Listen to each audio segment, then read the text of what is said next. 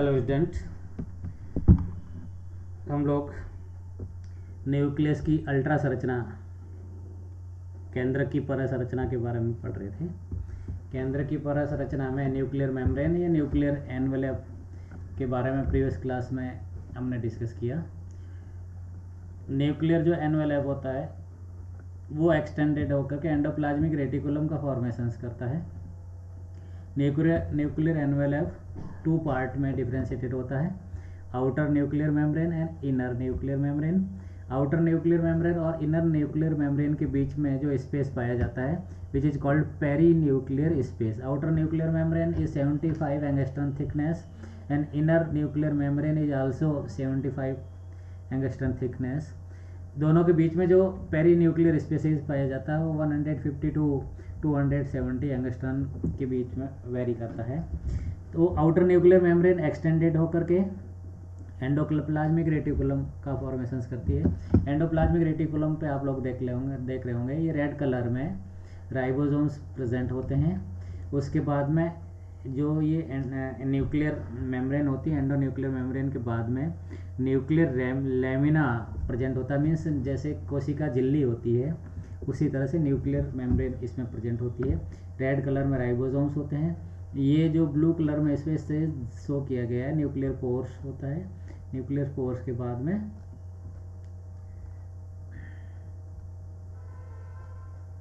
Nuclear pore जो होता है, न्यूक्लियर पोर के बाद में ये प्रोटीन्स और ये होते हैं एनवेलप में प्रेजेंट होते हैं जो इसकी फॉर्मेशंस करते हैं। न्यूक्लियोप्लाज्म की अगर अपन बात करें तो न्यूक्लियोप्लाज्म इज जिलेटिनस सब्सटेंस होता है, जिलेटिनस लिक्विड होता है जो न्यूक्लियस के अंदर भरा रहता है, जिसमें chromatin nucleolus are suspended form में प्रेजेंट होते हैं।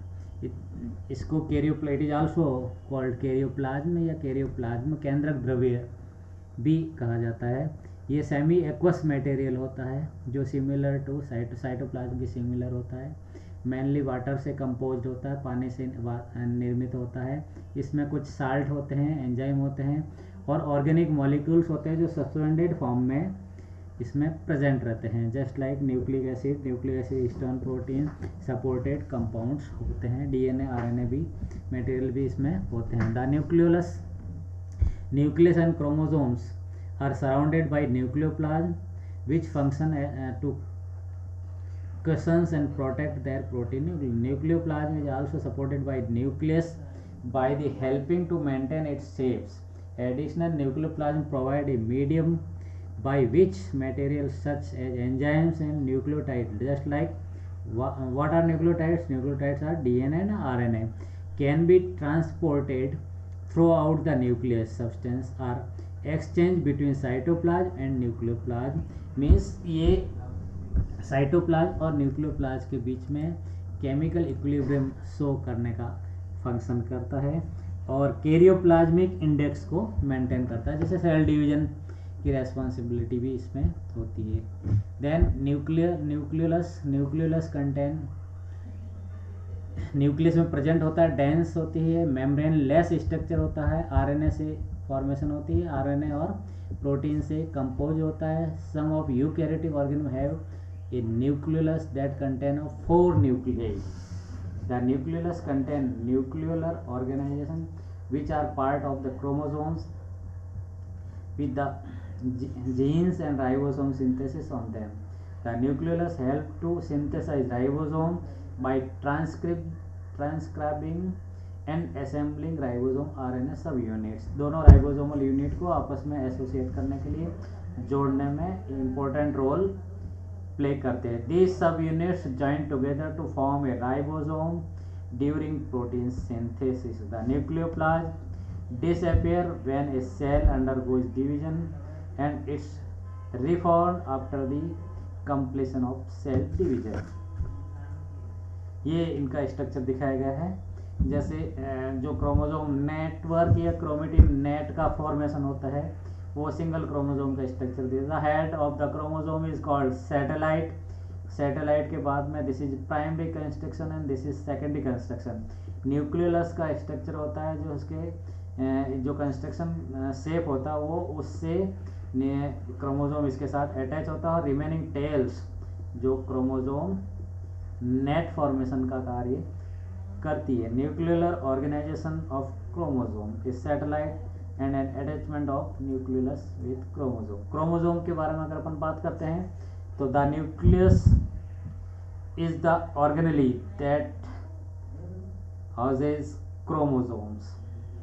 खूब सारे क्रोमोसोम होते हैं, आपस में कॉम्पैक्ट होते हैं, कंडेंस होते हैं, संघनित होते हैं। क्रोमोसोम्स मिलकर के क्रोमेटिन नेटवर्क का फॉर्मेशन करती है, गुणसूत्र जाल के रूप में इनकी स्थिति होती है। Chromosomes consist of DNA, chromosomes का डीएनए से बने रहते हैं, विच कंटेन हेरिडिटी इन्फॉर्मेशन, जो आनुवंशिक सूचनाओं को संग्रहित करते हैं और उनको ट्रांसमिट करते हैं वन जनरेशन से अनदर जनरेशन में। इंस्ट्रक्शन फॉर सेल ग्रोथ, जो सेल ग्रोथ के लिए इंस्ट्रक्शन हो वो भी डीएनए इनको ऑटोसोम्स की फॉर्म में प्रिजर्व रखती है। डेवलपमेंट एंड रिप्रोडक्शन से रिलेटेड कैरेक्टर को भी कैरी ऑन करते हैं। Chromosomes are present in the form of string of DNA and histones proteins molecules are called chromatins. When a cell is resting not dividing, resting means not dividing, only synthetic way, chromosome are organized into long elongated लंबे chromatin network जाल के रूप में होते हैं। और जब cell division start होता है तो क्रोमेटिन सुस्पष्ट डीकोइल्ड फॉर्म में होते हैं। The chromatins is further classified into heterochromatin and euchromatin में डिफ्रेंशिएटेड होता है जब इनमें सेल डिवीजन होना होता है। जब सेल डिवीजन नहीं होता है, रेस्ट की फॉर्म में होता है, तो क्रोमेटिन नेटवर्क का फॉर्मेशन करता था। Chromatin is further classified into heterochromatin and euchromatin based on the function. The former type of highly condense transcriptionally inactive form mostly present adjacent to nuclear membrane.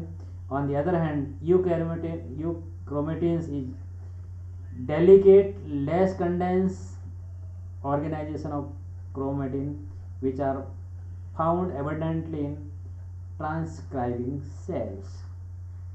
Okay, so this is all about chromatin. Just like this is a cell, this is a nucleus or these chromosomes, well appearing chromosomes, and the stage of cell division, they show their visibility in the coiling or pair form. Chromosomes are decoiled, just like if this is Q arm and P arm. Tetravalent chromosomes are there, and tetravalent chromosomes are also decoiled. Sister chromatin formations take place there, and then double helical structure of DNA are separated, and the transcription and translations continue on this thread. Just like this thread is become a higher and bubble like structure which is called transcriptional bubble, and transcriptional bubble perform protein synthesis. Central dogma principle, it act like in central dogma principles, and gene regulations take place there. This is the main ultrastructure of chromosome. It shows the different way to express their genes and enzymatic activity through transcription and translation, or in the protein synthesis form of protein synthesis. Okay, this is the function. Just like function of nucleus to control the cell, function of cell membrane to control the movement of different molecules into cell or out of the cell. Cell wall का function protection and cell shape. Vacuole का function, it help to store food. Cytoplasm का function may contain store the food. Chloroplast, sunlight. Chlorophyll, green pigment. Starch grains store the carbohydrate. Nuclear membrane protect the cell. Okay, तो इसमें function of nucleus से related हम next class में पढ़ेंगे, आगे पढ़ेंगे. Okay, thanks to all.